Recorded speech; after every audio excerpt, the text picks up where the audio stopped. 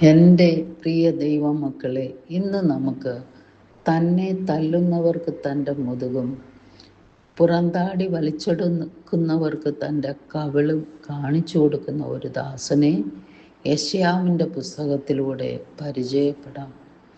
യെശയ്യാവ് 50:6.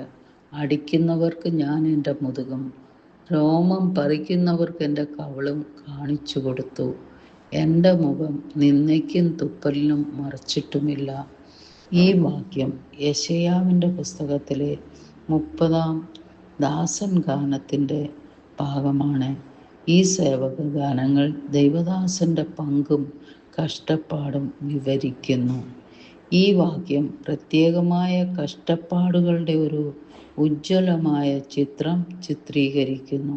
അതായത്, തന്നെ തല്ലുന്നവർക്ക് ദാസൻ തൻ്റെ പുറം, താടി വലിച്ചെടുക്കുന്നവർക്ക് അവൻ്റെ കവിൾ, പരിഹസിക്കുന്നതിനോ തുപ്പുന്നതിനോ അവൻ ഒളിക്കുന്നില്ല.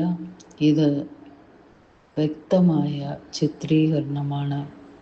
ദൈവഹിതത്തോട് വിശ്വസ്തത പുലർത്തിക്കൊണ്ട് ദാസൻ സഹിക്കുന്ന ശാരീരികവും വൈകാരികവുമായ പീഡനങ്ങൾ, ശാരീരിക പീഡനങ്ങളും സാമൂഹിക തിരസ്കരണവും ഉൾപ്പെടെയുള്ള കടുത്ത അപമാനവും വേദനയും സഹിക്കാൻ ദാസൻ തയ്യാറാണെന്ന് ഇത് വെളിപ്പെടുത്തുന്നു.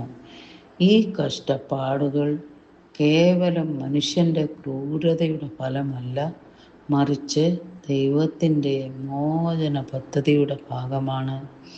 ദാസൻ്റെ പ്രവൃത്തികൾ കഷ്ടപ്പാടുകളോടുള്ള സ്വമേധയാ സമർപ്പിക്കലാണ്, നിഷ്ക്രിയമായ സ്വകാര്യതയല്ല, മറിച്ച് ഉയർന്ന ലക്ഷ്യത്തിനായി ബുദ്ധിമുട്ടുകൾ സഹിക്കാനുള്ള ബോധപൂർവമായ തീരുമാനമാണ്.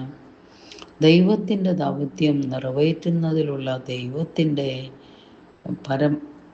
പദ്ധതിയിലും സമർപ്പണത്തിലുമുള്ള അദ്ദേഹത്തിൻ്റെ അചഞ്ചലമായ വിശ്വാസമാണ് ഇത് കാണിക്കുന്നത്. ക്രൂശീകരണത്തിലേക്ക് നയിക്കുന്ന തൻ്റെ കഷ്ടപ്പാടിൻ്റെ ഭാഗമായി യേശു സമാനമായ പീഡനം സഹിക്കുന്നു. യെശയ്യാവിലെ കഷ്ടപ്പെടുന്ന ദാസൻ യേശുവിൻ്റെ സ്വന്തം ത്യാഗസഹനത്തിൻ്റെ ഒരു പ്രാവചനിക പ്രതിച്ഛായയായി മാറുന്നു. അവൻ ഒറ്റയ്ക്ക് നിൽക്കുന്നില്ല, ദൈവം അവനെ താങ്ങി നിർത്തുന്നു. അത്തരം പരിശോധനകളെ ശക്തിയോടും ധൈര്യത്തോടും സഹിച്ചു നിൽക്കുവാൻ ദൈവത്തിൻ്റെ സഹായം ദാസനെ പ്രാപ്തനാക്കുന്നു. നമുക്ക് സഹനത്തിലൂടെ സഹിഷ്ണുത ഉണ്ടായിരിക്കണം.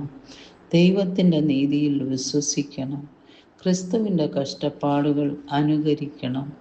സഹനത്തോടുള്ള സഹതാപം, ഐക്യദാർഢ്യം, പാർശ്വീകരിക്കപ്പെട്ടവരോടൊപ്പം നിൽക്കുക, മറ്റുള്ളവരുടെ ഭാരം വഹിക്കുക, അനുകമ്പയോടെ പ്രതികരിക്കണം.